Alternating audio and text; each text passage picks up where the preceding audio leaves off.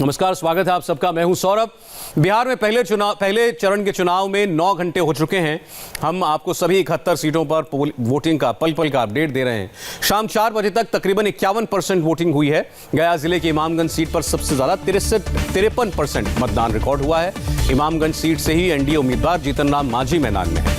बांका और कहलगांव में 42% से ज्यादा वोटिंग हुई है। इसके अलावा औरंगाबाद, गया में अब तक 45% के करीब मतदान रिकॉर्ड हुआ है। वोटिंग प्रतिशत धीरे धीरे बढ़ रहा है और अब की बार किसका बिहार 10 नवंबर को तय होगा। लेकिन कहा जाता है कि बिहार चुनाव में जाति का बड़ा रोल रहता है। यूं कहें कि बिहार चुनाव में जाति कभी जाती नहीं है। वोटिंग में जाति फैक्टर हमेशा से अहम रहा है।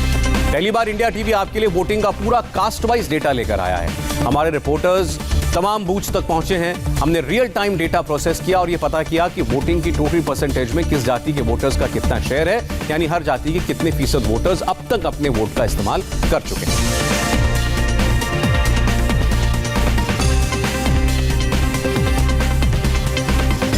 सबसे पहले आपको दिखाते हैं औरंगाबाद में किस जाति की वोटिंग की रफ्तार क्या है। आपके सामने है औरंगाबाद का vote meter. Yadav 10%, Kushwaha 8.5%, Rajput 17.5%, Bhumihar 5%, Muslim vote 8.5%, SC vote 16%, Kayastha vote 5%, Brahmin vote 7%। ये इस अनुपात में वोट हो चुका है अलग अलग जातियों का। ये हम आपको औरंगाबाद की तस्वीर दिखा रहे हैं, किस जाति की तरफ से कितनी वोटिंग हुई है। और ये पहली बार ये प्रयोग जो है एक बार टीवी पर पहली बार हो रहा है जब हम आपको caste wise real time data बता रहे हैं कि वोटिंग के दरमियान इस वक्त किस प्रतिशत में, किस अनुपात में किस जाति की वोटिंग हो चुकी है। और ये बहुत महत्वपूर्ण है क्योंकि जैसा हमने आपको पहले बताया कि बिहार में खास तौर पर जातिगत वोटिंग का एक ट्रेंड रहा है और ये एक पुरानी परंपरा है जिसको तोड़ने की बात पार्टियां जरूर करती हैं, लेकिन जब टिकट ही जाति के आधार पर बांटे जाएं तो फिर वोट भी वैसा ही पड़ता है। और ऐसा इस बार होने की भी पूरी उम्मीद है।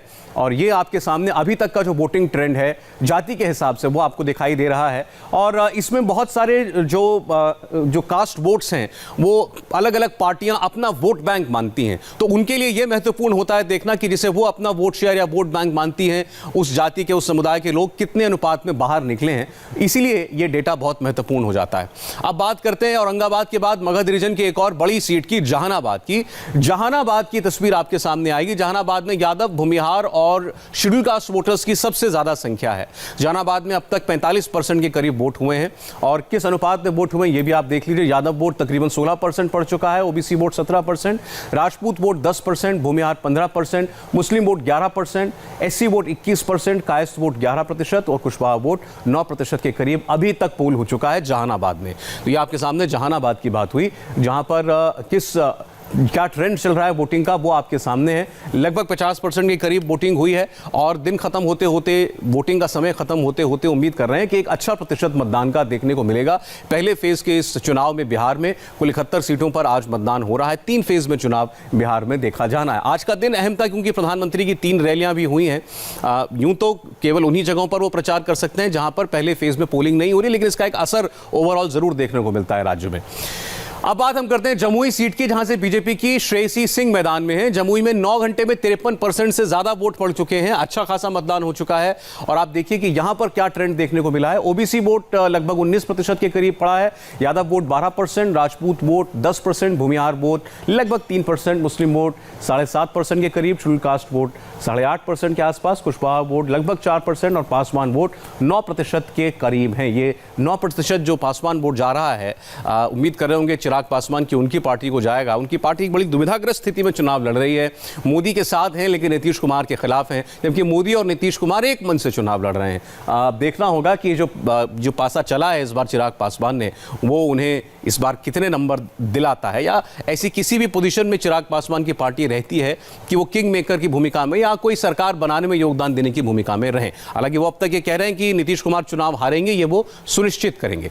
जमुई से लगती हुई एक और अहम सीट है बांका की। बांका में 45% से ज्यादा वोट पड़ चुके हैं। आपको दिखाते हैं यहां पर क्या ट्रेंड रहा है। बांका में आप देखेंगे यादव वोट 7.3% के करीब गिरा है, Kushwaha vote 6.4%, Rajput vote 5.5%, Bhumihar vote 3.7%, Muslim vote 6.7%, SC vote 6.1%, Kayastha vote 1.3% और पासवान वोट 5.8% के करीब बांका में रिकॉर्ड हुआ है अभी तक। लेकिन मतदान में अभी कुछ वक्त बाकी है और ये देखा जाएगा, ये देखना चाहिए कि कितना वोटिंग ट्रेंड बढ़ता है, क्योंकि क्योंकि कितना प्रतिशत मतदान हुआ ये भी बहुत कुछ वोटर के मूड के बारे में बताता है। और हमें भूलना नहीं चाहिए कि इस बार की जो वोटिंग हो रही है ये कोरोना काल में हो रही है। बहुत सारे लोग हो सकता है कि उनके मन में कुछ आशंकाएं भी होंगी, पोलिंग बूथ पर जाते हुए कुछ भय भी होगा, कोरोना की वजह से हो सकता है बहुत से लोग संकोच में भी हों। लेकिन प्रधानमंत्री समेत तमाम नेताओं ने अपील की है बिहार में कि आप वोट सुरक्षित रहिए लेकिन वोट जरूर डालिए। और हम भी ये अपील करना चाहेंगे कि जिन लोगों ने अभी तक अपना वोट नहीं दिया है, चाहे किसी भी वजह से आप बाहर निकलिए, जो भी गाइडलाइंस दी गई इलेक्शन कमीशन की तरफ से उनको पूरा कीजिए।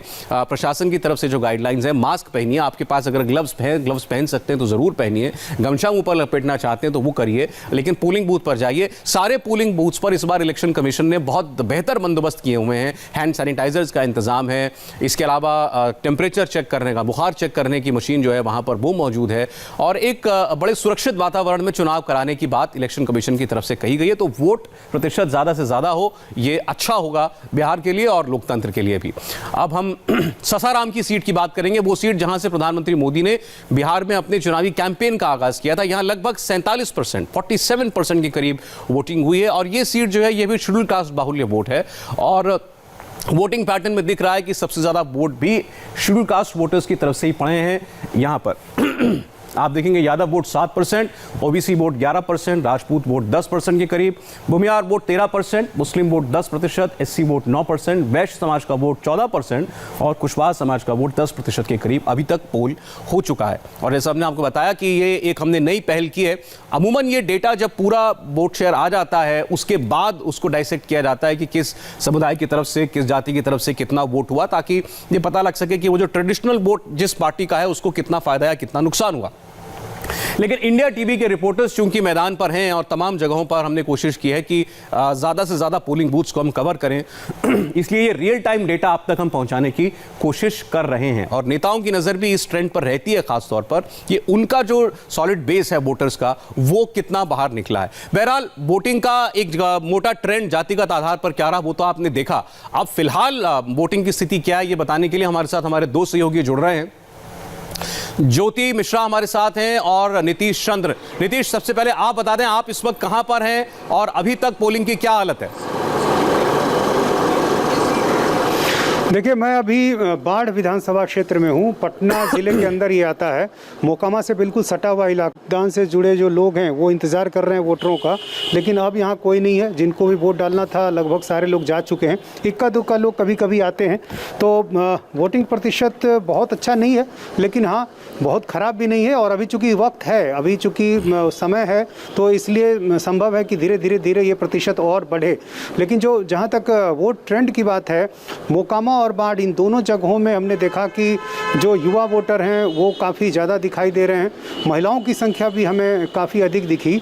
और सबसे खास बात ये कि युवाओं का यदि मुद्दा हम बात करते हैं, रोज़गार ज़रूर एक मुद्दा है, इसमें कोई संदेह नहीं है। तेजस्वी यादव ने जो बेरोज़गारी की बात उठाई है उसकी चर्चा हो रही है, लेकिन जब भी इस पर आप बातचीत करें तो जो तर्क दिए जाते हैं उसके पीछे कहीं ना कहीं बाद में ये समझ में आता है कि कोई जाति थी, उनकी जाति क्या है उस आधार पर बोलते हैं। मसलन जो MY समीकरण से जुड़े जो युवा हैं वो उनको तेजस्वी के 10 लाख पे भरोसा है, और जो NDA से जुड़े जो युवा हैं उनको 19 लाख पे भरोसा है।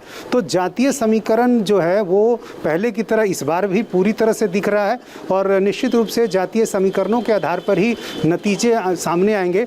हाँ, ये एक बात और भी नई देखने को मिली कि ऊपरी तौर पर यदि आप पूरे राज्य के संदर्भ में या पार्टियों के संदर्भ में जातीय समीकरणों को जानते हैं, लेकिन उस किसी क्षेत्र विशेष में किसी विधानसभा सीट पर इक्वेशन क्या है, कैंडिडेट किस जाति का है, निर्दलीय कौन किसने काटा, ये सारी चीज़ें भी मायने रखती हैं, जो यहाँ पर बाढ़ में देखने को मिल रही हैं और मोकामा में भी देखने को मिल रही है। ये बात आपने बिल्कुल ठीक कही कि बहुत सारे फैक्टर्स होते हैं चुनाव के अंदर, खास तौर पर बिहार जैसे एक राज्य में जहां पर इतनी कॉम्प्लेक्स सिचुएशन हो, जाति का गणित बैठाना हो, समुदाय संप्रदाय का गणित भी बैठाना पड़ता है। इसके अलावा वादे जो होते हैं वो कितना लुभाते हैं लोगों को, ये तो बात है ही है। ज्योति मुंगेर से इस वक्त हमारे साथ है। मुंगेर में कुछ टेंशन भी रही है पिछले दिनों से। ये बताइए ज्योति, आज प्रधानमंत्री का जो कैंपेन, आज जो भाषण हुए उससे पहले भी जो उन्होंने अपने कैंपेन में कहा, एक बात वो बार बार कहते हैं, याद दिलाते हैं कि अगर चूक हो गई तो बिहार में जंगल राज वापस आ जाएगा। आज तो उन्होंने एक नया जुमला उछाला। उन्होंने तेजस्वी यादव का नाम तो नहीं लिया, लेकिन उनको जंगल राज का युवराज कह दिया। तो ये जो जंगल राज वाली पुरानी यादें हैं, ये कितना बड़ा फैक्टर है चुनाव में?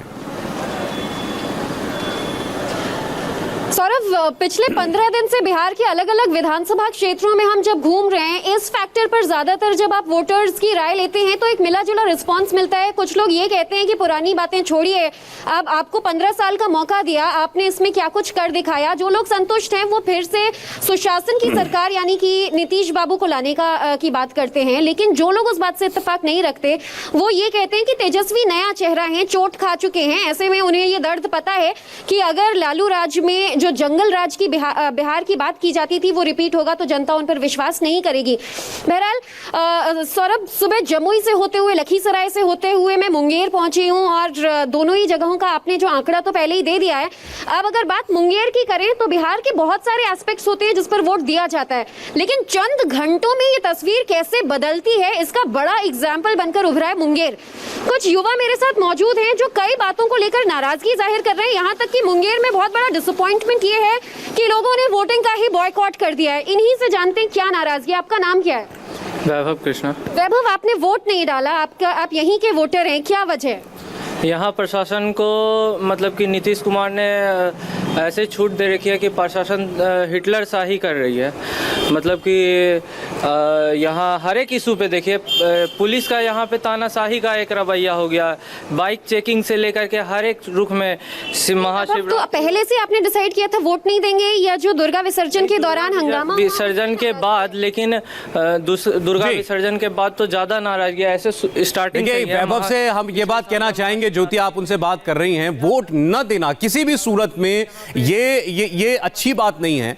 अगर अब तो इलेक्शन कमीशन ने नोटा का आपको एक ऑप्शन दे रखा है, अगर आप संतुष्ट नहीं है किसी भी पार्टी से आप वोट जरूर डालिए, आप नोटा को जाकर वोट डालिए अगर आपको कोई कैंडिडेट पसंद नहीं आता है तो, लेकिन वोट न देना ये बिल्कुल स्वस्थ परंपरा नहीं है। हम वैभव से भी अपील करेंगे कि वो जाएं और जरूर वोट दें। अगर उनके मन में कोई पार्टी कोई कैंडिडेट नहीं टिकता है तो चाहे नोटा को वोट देकर के आए। ये अपील आप सबसे भी होगी, अपना वोट खराब मत कीजिए, आप जाइए पोलिंग बूथ पर, अपने वोट का इस्तेमाल जरूर कीजिए। एक छोटे से ब्रेक के लिए हमें रुकना पड़ेगा। लौटेंगे तो हम कुछ और कॉन्स्टिट्यूएंसीज की बात करेंगे, देखेंगे कि वहां पर वोटिंग पैटर्न क्या दिखाई दे रहा है।